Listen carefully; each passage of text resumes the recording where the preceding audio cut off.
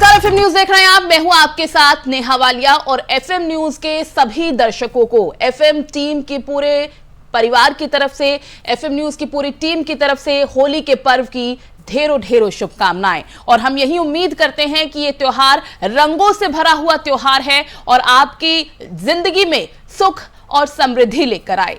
रुक करते हैं खबरों का। सबसे पहले बात करेंगे कांग्रेस की। कांग्रेस को 5 राज्यों में मिली हार के बाद लगातार पार्टी में हलचल अब तेज हो चुकी है। एक बार फिर पार्टी के नाराज नेताओं का ग्रुप G23 एक्टिव हो चुका है, साथ ही अपना दायरा बढ़ाने की कोशिश भी कर रहा है। पार्टी नेतृत्व के खिलाफ अगर किसी को कोई शिकायत है तो उसके लिए G23 एक मंच की तरह काम कर रहा है। 5 राज्यों में हार के बाद अब इस ग्रुप ने एक बार फिर बैठक बुलाई है, जिसमें कांग्रेस नेतृत्व पर सवाल खड़े किए गए हैं। बुधवार को कांग्रेस के असंतुष्ट खेमे G21 के नेताओं ने दिल्ली में पूर्व राज्यसभा सांसद गुलाम नबी आजाद के आवास पर बैठक की। मीटिंग के बाद समूह की तरफ से बयान जारी किया गया। नेताओं ने कहा कि बीजेपी से मुकाबले के लिए कांग्रेस को मजबूत करना जरूरी है। हम कांग्रेस से 2024 के लोकसभा चुनाव के लिए विश्वसनीय विकल्प के लिए राह तैयार करने को लेकर समान विचारधारा वाली ताकतों के साथ बातचीत शुरू करने की मांग करते हैं। पार्टी के असंतुष्ट नेताओं का कहना है कि बीजेपी से मुकाबले के लिए कांग्रेस को मजबूत करना बेहद जरूरी हो गया है। मीटिंग के बाद कांग्रेस के 18 नेताओं ने एक प्रेस रिलीज जारी कर कहा, विधानसभा चुनाव में कांग्रेस को मिली करारी शिकस्त और लगातार नेताओं कार्यकर्ताओं का पार्टी छोड़कर जाने के सिलसिले पर ध्यान नहीं दिया जा रहा और उसी मुद्दे पर चर्चा करने के लिए यह बैठक बुलाई गई थी।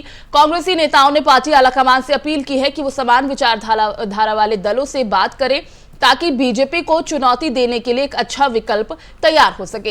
यह बयान गुलाम नबी आजाद, कपिल सिब्बल, मनीष तिवारी, अखिलेश प्रताप सिंह, शंकर सिंह बघेला, शशि थरूर, एमए खान, संदीप दीक्षित, विवेक तनखा, आनंद शर्मा, पृथ्वीराज चौहान, भूपेंद्र सिंह हुड्डा, राज बब्बर, मणिशंकर अय्यर, पीजे कुरियन, राजेंद्र कौर भट्टल, कुलदीप शर्मा और प्रेरित कौर के नाम से जारी किया गया है। और इससे पहले चर्चा के लिए कांग्रेस के बाकी नेताओं ने कपिल सिब्बल के घर को चुना था, लेकिन नेताओं की राय थी कि वो नहीं चाहते थे कि ये संदेश जाए कि कपिल सिब्बल ने जो बयान दिया है उसका G21 के बाकी नेता भी समर्थन करते हैं। 5 राज्यों में मिली हार के बाद G21 गुट की दूसरी ये बैठक है और इससे पहले 11 फरवरी को गुलाम नबी आजाद के घर पर यह बैठक हुई थी। तो तमाम तरह की बातें की जा रही हैं और पार्टी में मंथन का दौर लगातार जारी है। इसी पर विस्तार से बातचीत के लिए हमारे साथ सीनियर जर्नलिस्ट अरविंद विद्रोही साहब जुड़ गए हैं। विद्रोही साहब, बहुत बहुत स्वागत आपका एफएम न्यूज में। विद्रोही साहब, हम देख पा रहे हैं कि किस तरह से कांग्रेस में मंथन का दौर जारी है, बैठकों का दौर जारी है। G21 गुट की बैठक के बाद कांग्रेस नेताओं का ये जो बड़ा बयान सामने आया है, इसे आप कैसे देखते हैं? देखिए, कांग्रेस वर्किंग कमेटी की अभी मीटिंग हुई है, जिसमें कांग्रेस की जो वर्किंग कमेटी है उसने अपने सुझाव दिए और इस्तीफे पर भी जो सोनिया गांधी ने इस्तीफे की पेशकश की उसको ठुकराया। उसके बाद जो वहाँ रणनीति बनी कि सारे प्रदेश अध्यक्षों से इस्तीफा लेना चाहिए, वो भी हो गया।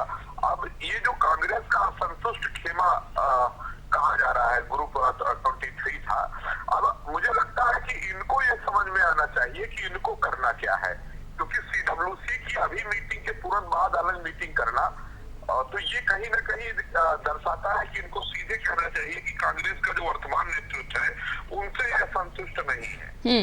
तो जब तक ये क्लियर नहीं करेंगे, क्योंकि अगर कांग्रेस की CWC की मीटिंग में वो सारे फैसले लिए जो कहा जा रहा था कि है, तो अब या तो कांग्रेस वर्किंग कमेटी को काम करने दे या तो स्पष्ट रूप से कहें कि सोनिया गांधी के नेतृत्व में अब काम नहीं करना है। विद्रोही साहब, इस बैठक में कांग्रेस आलाकमान से पार्टी अध्यक्ष की भी मांग की गई थी, क्योंकि जिस तरह से पार्टी में बिखराव है या अंतरकलह है या अंतरकलह की वजह से जो तमाम राज्यों में हार का सामना करना पड़ा है, उसे देखते हुए जरूरी लग रहा है पार्टी के कई असंतुष्ट नेताओं की बात कर लें तो वो अब मांग करने लगे हैं अध्यक्ष की कि अध्यक्ष होना चाहिए पार्टी में। हाँ, नहीं, वही मैं कह रहा हूँ कि CWC की अभी मीटिंग हुई है, कांग्रेस की सर्वोच्च संगठन है, उसमें भी G23 के तमाम नेता उसमें शामिल हो चुके हैं और उसमें जो बात हुई उस बात के बाद उसी बात को अलग फोरम से दोहराना अब कुछ पल्ले नहीं पड़ रहा है। मतलब सोनिया गांधी कार्यवाहक अध्यक्ष है, उस पर CWC नया चुनाव कराएगा, ये प्रक्रिया है। तो अब समान विचारधारा वाले लोगों को लेके बीजेपी से लड़ेंगे। पहले कांग्रेस अपने में कांग्रेस समन्वय स्थापित करे। बिल्कुल बिल्कुल। हाँ, इनका आपस में समन्वय नहीं है तो दूसरे दलों से क्या बात कर पाएंगे। विद्रोही जी, जिस तरह से अब अलग अलग बयान भी पार्टी के निकलकर सामने आ रहे हैं बड़े नेताओं की, चाहे हम कपिल सिब्बल की ही बात कर लें, जिस तरह से अब वो भी नाराजगी जाहिर कर रहे हैं। उनका कहना है कि परिवारवाद, वंशवाद के जो आरोप हमेशा से पार्टी पर लगाए जाते रहे हैं वो कहीं ना कहीं सही भी हैं। क्यों पार्टी के बड़े बड़े चेहरे, बड़े बड़े नेताओं पर भरोसा नहीं जताया जा रहा? क्यों बागडोर किसी और के हाथ सौंपी नहीं जा रही? अब जब पार्टी के खुद बड़े चेहरे इस तरह के सवाल उठा रहे हैं तो क्या आपको लगता है कि पार्टी की अब मुश्किलें बढ़ जाएंगी? अब एक बड़ी चुनौती खुद होगी सोनिया गांधी के सामने, राहुल गांधी के सामने, प्रियंका गांधी के सामने, कि किस तरह से बिखरे हुए सभी नेताओं को, सभी बड़े चेहरों को अपने साथ लाया जाए और पार्टी में जो तमाम कमियां हैं उसे पूरा किया जाए, क्योंकि 2024 अब दूर नहीं। देखिए, कांग्रेस की जो अभी तक की संस्कृति है वो यही रही है कि नेहरू गांधी परिवार के इर्द गिर्द राजनीति करें, और जिन लोगों ने इस पर आपत्ति दर्ज की उन्होंने अपनी अलग पार्टी भी बनाई है। शरद पवार जी, ममता बनर्जी उदाहरण है, उत्तर प्रदेश में भी अलग कांग्रेस बन चुकी थी और इन लोगों ने अपने वजूद को रखा। ये इसीलिए मैं बार बार कह रहा हूँ कि ये जो कांग्रेस के असंतुष्ट खेमा कहा जा रहा है, जो कांग्रेस के अंदर ही रह के विरोध कर रहा है, इसकी बातों का अब कोई मतलब नहीं रह जा रहा है, क्योंकि ये स्पष्ट हो चुका है कि गांधी परिवार का ही कोई ना कोई अध्यक्ष बनेगा। वो राहुल गांधी ही सोनिया गांधी के बाद बनेंगे और अभी भी सारे फैसले राहुल गांधी ही लेते हैं। तो अब तो इनको अलग नई कांग्रेस बनाना चाहिए, नई कांग्रेस ही बनाना विकल्प है। अन्यथा ये कांग्रेस जनों में भ्रम की स्थिति पैदा करने वाला समूह माना जाएगा। या तो कांग्रेस की जो CWC ने फैसला लिया आप उसके साथ रहिए, अन्यथा नई कांग्रेस बनाइए। कांग्रेस भी तो हमेशा बनती बिगड़ती रही है। ठीक है सर, नई कांग्रेस बनावे। ठीक है, तो यानी मंथन करने की बहुत ज्यादा जरूरत है, क्योंकि जिस तरह से 5 राज्यों में हार का सामना पार्टी को करना पड़ा है उसका खामियाजा अब अंदर खाने भुगतना पड़ रहा है खुद पार्टी को, और बड़ी चुनौतियां उन्हीं की पार्टी के सदस्य उनके सामने खड़ी कर रहे हैं। विद्रोही साहब, बहुत बहुत शुक्रिया आपका FM न्यूज के साथ जुड़ने के लिए। धन्यवाद। तो आपको बता दें कि G23 की बैठक में चुनावी हार को लेकर प्रियंका गांधी पर भी कई सवाल उठे हैं। अब बीजेपी को चुनौती देने के लिए अच्छे विकल्प की जरूरत है, इस तरह की बातें की जा रही हैं।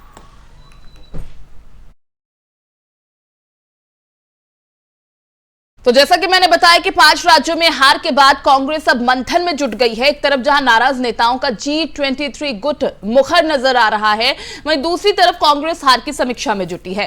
कांग्रेस अध्यक्ष सोनिया गांधी ने चुनावी हार की समीक्षा के लिए 5 नेताओं को नियुक्त किया है, जो समीक्षा के बाद पार्टी में जरूरी संगठनात्मक बदलावों को लेकर सुझाव भी देंगे। इससे पहले सोनिया गांधी ने 5 चुनावी राज्यों के अध्यक्षों से इस्तीफा मांगा था। कांग्रेस राज्यसभा सांसद रजनी पाटिल को गोवा की जिम्मेदारी दी गई है। गोवा में पार्टी को मिली हार की समीक्षा करने को कहा गया है। साथ ही ये संगठन के तौर पर क्या जरूरी बदलाव हो सकते हैं, ये भी सुझाव मांगा गया। वहीं सीनियर नेता जयराम रमेश को मणिपुर में हार की समीक्षा करने के लिए जिम्मेदारी दी गई है। पंजाब में कांग्रेस को आम आदमी पार्टी ने सत्ता से बाहर कर दिया। इस बड़ी हार के क्या कुछ कारण रहे हैं, इसकी समीक्षा अजय माकन करेंगे। उत्तर प्रदेश में कांग्रेस लगातार पिछड़ रही है। इस बार के चुनावों में भी कांग्रेस का प्रदर्शन काफी ज्यादा बुरा रहा, जिसके बाद सोनिया ने कांग्रेस नेता जितेंद्र सिंह को यूपी की समीक्षा की जिम्मेदारी सौंपी है। इसके अलावा उनसे यह भी कहा गया कि वो बताएं कि पार्टी में ये क्या बदलाव किए जा सकते हैं। इसके अलावा उत्तराखंड में पार्टी की तरफ से अविनाश पांडे को नियुक्त किया गया है, जो पार्टी को मिली हार की समीक्षा कर सोनिया गांधी को रिपोर्ट सौंपेंगे। बताते चले कि इन 5 राज्यों के चुनाव से कांग्रेस को खासी आस थी, लेकिन उसे कांग्रेस को वहां पर करारी हार का सामना करना पड़ा, जिसके बाद लगातार मंथन का दौर पार्टी में जारी है।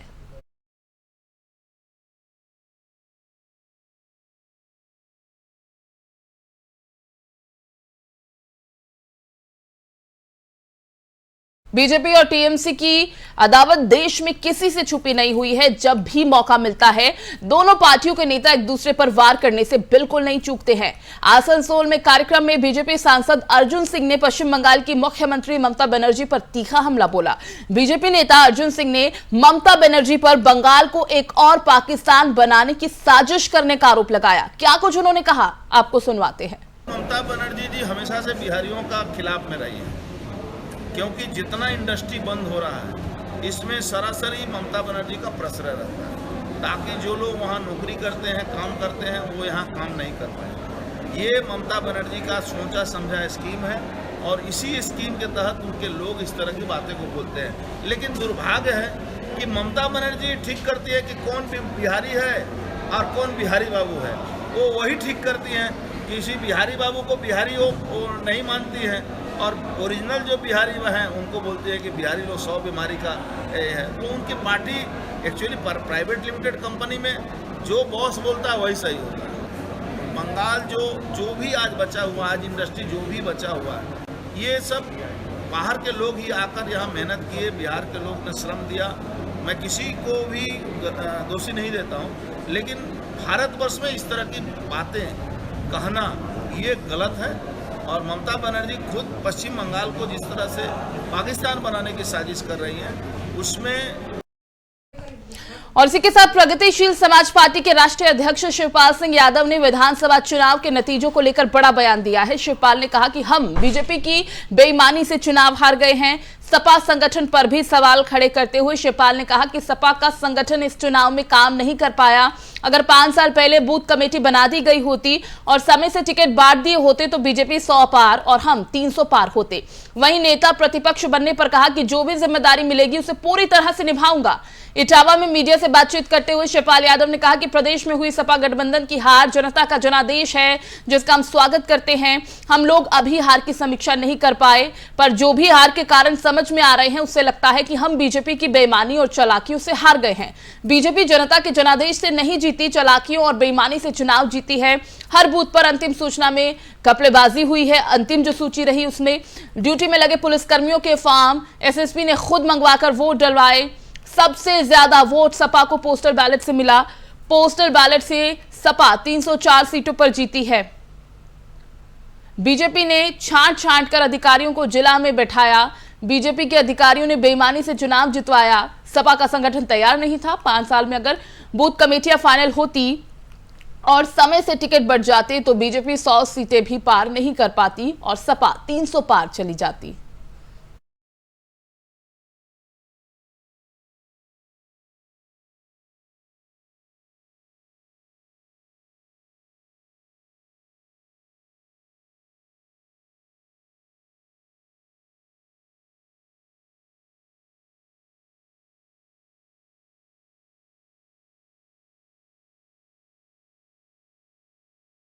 और कर्नाटक हाईकोर्ट के हिजाब को लेकर सुनाए गए फैसले से नाराज मुस्लिम समुदाय के नेताओं ने आज कर्नाटक बंद बुलाया है। मुस्लिम नेताओं ने स्वैच्छिक बंद का ऐलान किया है। आज के बंद में शामिल होने के लिए पूरे राज्य व्यापार मंडल को भी निर्देश दिए गए हैं।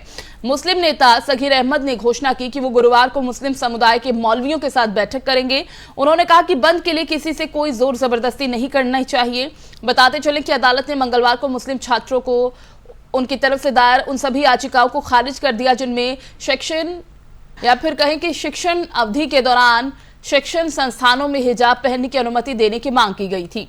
न्यायालय ने फैसला सुनाते हुए कहा कि मुस्लिम महिलाओं द्वारा हिजाब पहनना इस्लाम के तहत जरूरी धार्मिक प्रथा का हिस्सा नहीं है और विद्यालय के यूनिफॉर्म का निर्धारण सिर्फ एक उचित प्रतिबंध है जिस पर छात्र छात्राएं आपत्ति नहीं कर सकती। न्यायालय की पीठ ने यह भी कहा कि राज्य सरकार के पास इस संबंध में आदेश जारी करने का अधिकार है।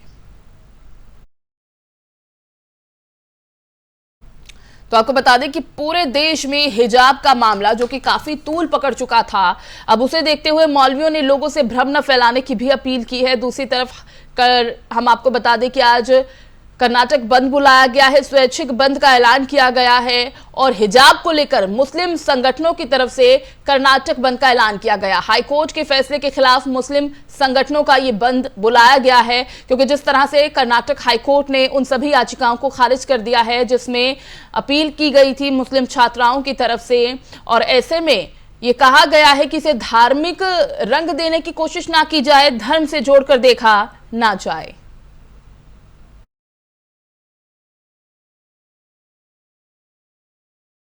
देश भर में चल रहे हिजाब विवाद पर कर्नाटक हाईकोर्ट ने अहम फैसला लेते हुए छात्रों द्वारा दाखिल की गई याचिका को खारिज कर दिया और ये माना कि हिजाब धर्म का अनिवार्य हिस्सा नहीं है, जिसके बाद हिजाब को लेकर विवाद और ज्यादा बढ़ गया है। कोर्ट के इस फैसले को लेकर अलग अलग लोग अपनी प्रतिक्रियाएं दे रहे हैं। हिजाब के मुद्दे पर दिल्ली की फतेहपुरी मस्जिद के शाही इमाम डॉक्टर मुफ्ती मोहम्मद मुकर्रम ने कहा कि आजकल हिजाब को भगवा गमछे के साथ जोड़ा जा रहा है, जो ठीक नहीं है। उन्होंने दावा करते हुए कहा कि भगवा गमछा 4 दिन का है या 1 महीने का है, उसे 1450 साल की परंपरा से जोड़ना अन्याय है।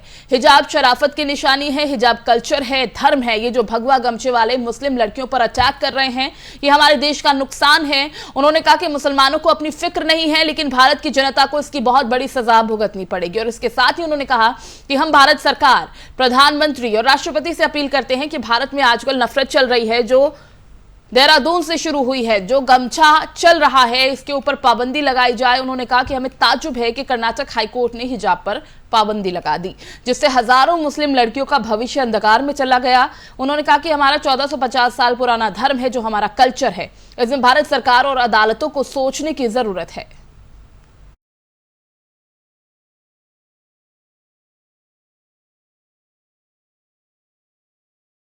और द कश्मीर फाइल्स फिल्म की चर्चा सियासी गलियारों में भी खूब हो रही है। फिल्म देखने के बाद छत्तीसगढ़ के मुख्यमंत्री भूपेश बघेल ने बीजेपी पर आरोप लगाया। उन्होंने कहा कि बीजेपी के सहयोग से चलने वाली केंद्र सरकार ने उस समय नरसंहार को रोकने की कोशिश नहीं की थी। क्या कुछ उन्होंने कहा, आपको सुनवाते हैं। पिक्चर में आधा सच दिखाया गया है। हालांकि जो हीरो कृष्णा है, वो उसके भाषण में सारी बातें कह दी जाती है। वहाँ सब लोगों की जो भी भारत के प्रति सद्भावना रखते हैं, अपने आप को भारतीय समझते हैं, उनके चाहे वो सिख हो, चाहे बौद्धिस्ट हो, चाहे मुस्लिम हो, सबकी हत्याएं हुई है।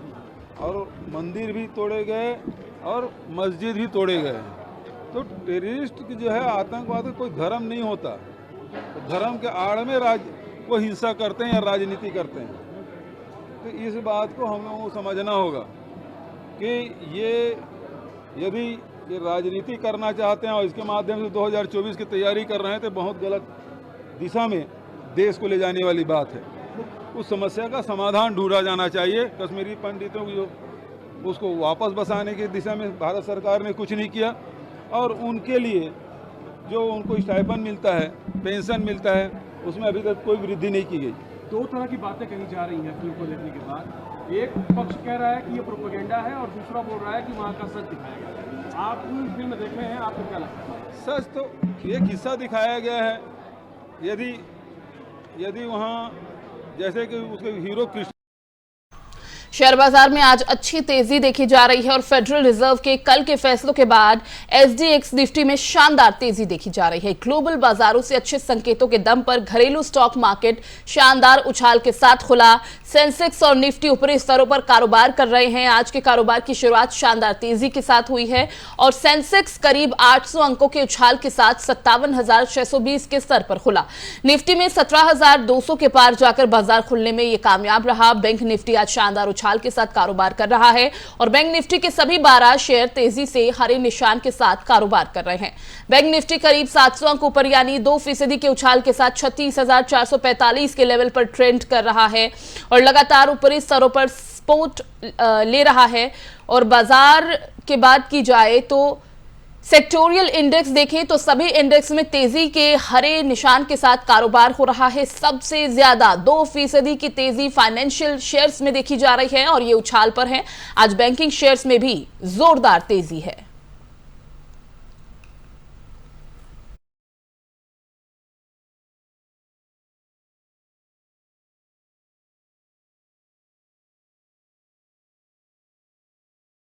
इस बुलेटिन में फिलहाल बस इतना ही। बाकी खबरों के लिए आप बने रहिए एफएम न्यूज के साथ।